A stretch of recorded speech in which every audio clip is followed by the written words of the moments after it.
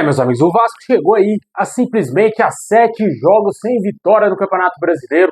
Mais uma derrota aí, dessa vez aí pro São Paulo, cara. Um jogo ridículo do Vasco, o time principal ainda, né, cara? Na hora que saiu a escalação, todo mundo empolgado com a dupla Payet e Coutinho, finalmente juntos, né?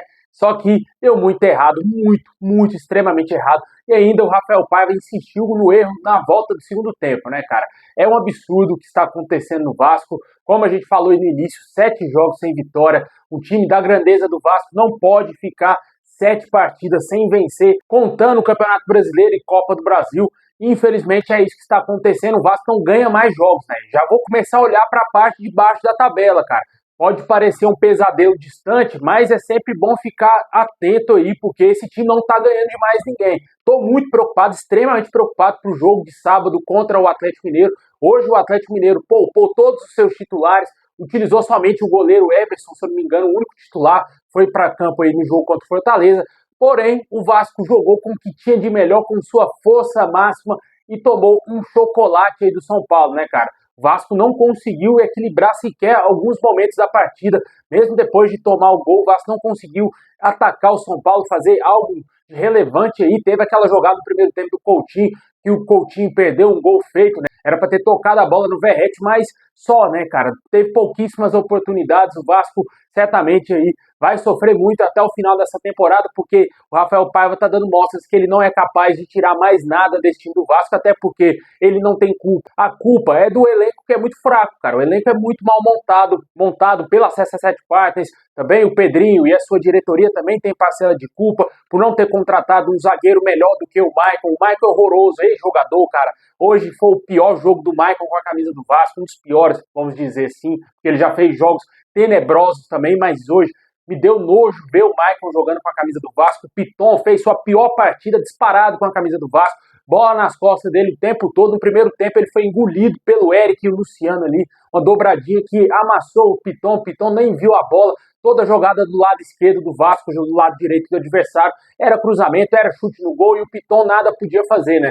O futebol do Piton desapareceu totalmente. Já tem alguns meses que ele não vem jogando nada. Pro jogo contra o Atlético Mineiro, meu amigo, xinga aí se você quiser, não dá em nada, mas eu vou de Vitor Luiz. Lucas Piton é banco no time do Vasco no jogo contra o Atlético Mineiro. O Vitor Luiz ficou no Rio de Janeiro se preparando aí para essa partida, se queixou de algumas dores e por isso não foi relacionado para o jogo contra o São Paulo, mas se ele tiver 100%, é ele o meu titular na lateral esquerda no jogo contra o Atlético, porque se o Piton, que não tá jogando nada desse jeito, pegar o Hulk pela frente, meu amigo, pegar o Hulk pela frente, aí é só Deus na causa, né, cara? Infelizmente, tá complicado. Hoje também a gente contou com a grande infelicidade do Léo Jardim no primeiro gol do São Paulo, no momento que o Vasco era melhor. Parecia que o Vasco iria conseguir jogar bem, a dupla Payet e Coutinho iriam conseguir encher os olhos dos vascaínos, mas durou pouco a nossa alegria inicial. Infelizmente o Vasco foi dominado aí pelo São Paulo. O São Paulo jogou com inteligência, jogando no erro do Vasco, porque o time do Vasco é um time extremamente limitado, chegou de paraquedas às semifinais lá da Copa do Brasil e certamente não é favorito para ganhar do Atlético Mineiro, mesmo em São Januário. São Januário, meu amigo, já não tá botando medo em ninguém, não botou medo nem no Juventude.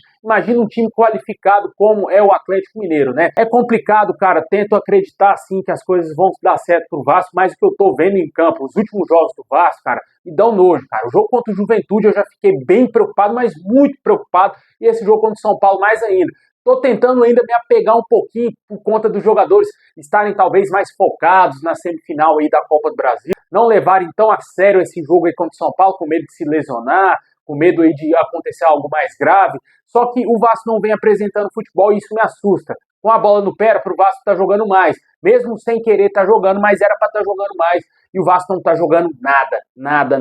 Deu muito errado aí as escolhas do Rafael Paiva no jogo de hoje.